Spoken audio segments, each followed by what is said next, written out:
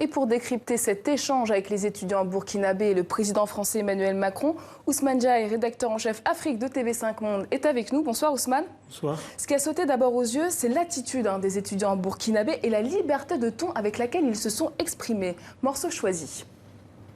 Est-ce que la France va-t-elle assumer sa responsabilité en autant que vous-même dans l'élimination jalouse de Kadhafi? Nous voudrions notre indépendance économique. Le franc CFA, nous voudrions le mettre dans notre passé. Et comme vous avez dit dans votre discours, il faut rompre avec le passé. Les milliers de Burkinabés et les milliers de Sankara ont les yeux ouverts et n'entendent plus les refermer.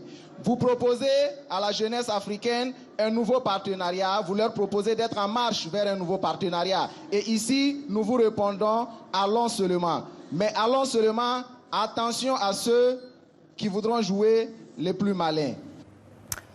Ousmane, comment on peut décrypter cette posture des étudiants burkinabés qui poussent finalement le président français dans ses retranchements? Je pense que c'est le révélateur d'une lame de fond qui est jusqu'ici assez cantonnée à une sorte d'aile dissidente de la jeunesse africaine qui se mobilise sur des questions assez clivantes comme le franc CFA.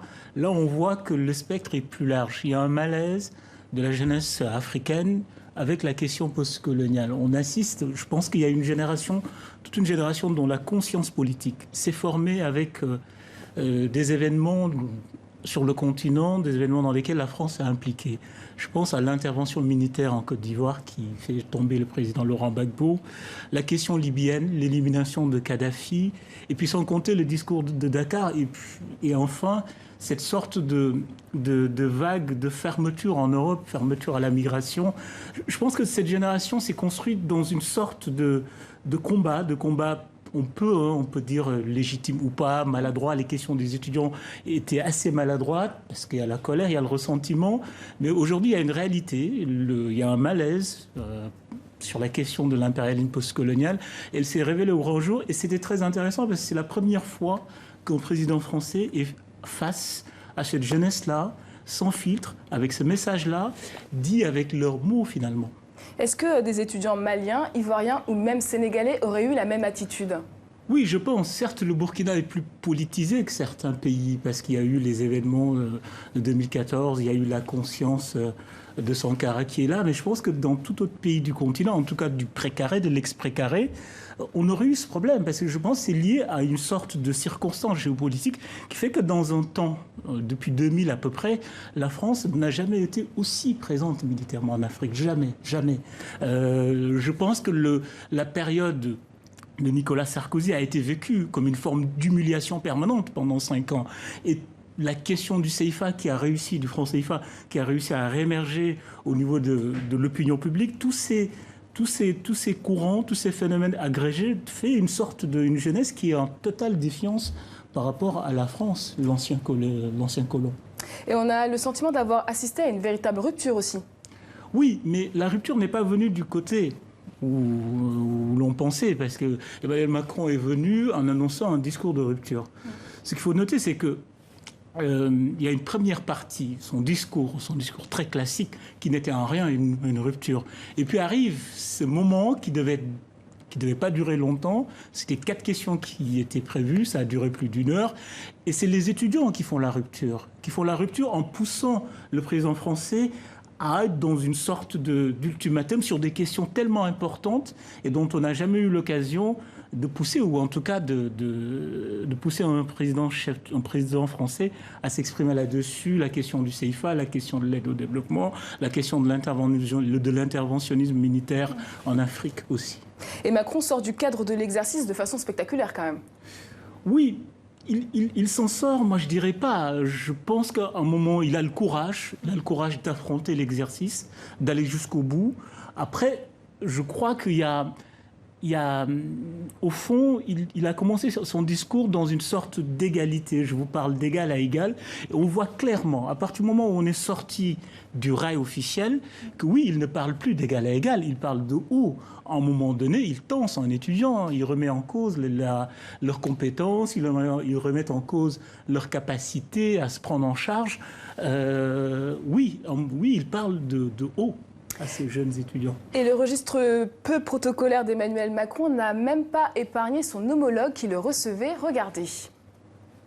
Mais moi, je ne veux pas m'occuper de l'électricité dans les universités au Burkina Faso.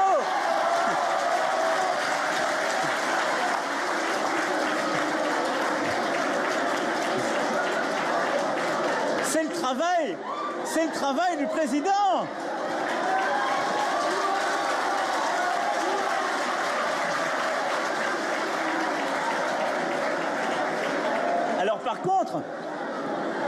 Alors par contre, je vous rassure, du coup il s'en va, reste là.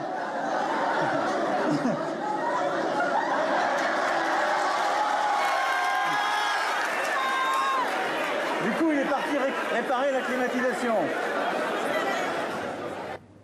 Il y a deux choses. Je pense que là, il y a quelque chose de profondément humiliant, qu'on le veuille ou non, pour le chef d'État qui reçoit. Et puis, cette séquence est dévastatrice en termes de symbolique. La façon dont il le tutoie, la façon dont il le désigne du doigt, la réaction assez étonnée du président qui se lève, qui revient.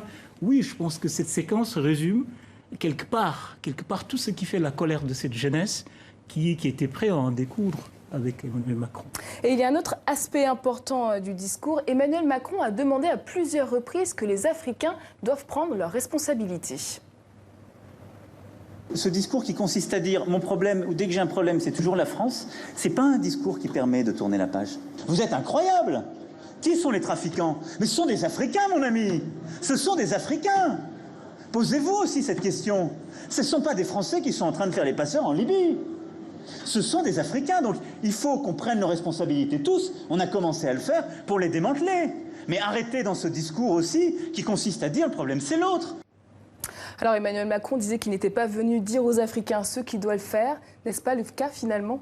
Oui, ça a été le cas. Et puis ce piège est inévitable. On ne peut pas venir en tant que président français élu par des Français, vouloir faire un discours, non pas à la jeunesse française, mais à la jeunesse africaine. Rien que le postulat, rien que la configuration, on peut dire ce qu'on veut, on peut être dans tous les artifices de communication, c'est une façon de dire ce qu'il faut faire. C'est une adresse à la jeunesse africaine, ce n'est pas une adresse pour leur dire rien, c'est une adresse pour leur donner des indications, une voix. Donc l'artifice communicationnel tombe très vite à l'épreuve des questions, à l'épreuve du feu roulant des questions des jeunes étudiants en burkinabé. On a clairement vu qu'il était dans une posture de donneur de leçons. Par contre, là où il faut faire attention, c'est que, oui, dans le fond, quand il renvoie ces jeunes à leurs responsabilités, oui, il a raison. Parce que c'est-à-dire cette sorte de francophobie, cette sorte de mise à l'index permanente de la France, est une sorte de pis-aller, ça arrange quelque part les gouvernants africains, ça les dédouane. C'est tellement facile de désigner du doigt et tellement confortable pour des raisons de politique interne le grand colonisateur ex-impérialiste qui empêche les pays africains de se développer. Et là, il a raison. Il remet quelque chose à l'endroit. C'est-à-dire, c'est pas la France le problème de l'Afrique. Le problème de l'Afrique, c'est d'abord les Africains. Bien que le rapport à la France soit partie composante en grande partie, hein. C'est une des thématiques les plus importantes, c'est l'un des problèmes les plus importantes, mais ce n'est pas le problème. Merci beaucoup Ousmane Diaye. Je rappelle que vous êtes le rédacteur en chef Afrique de TV5 Monde. Merci pour votre analyse.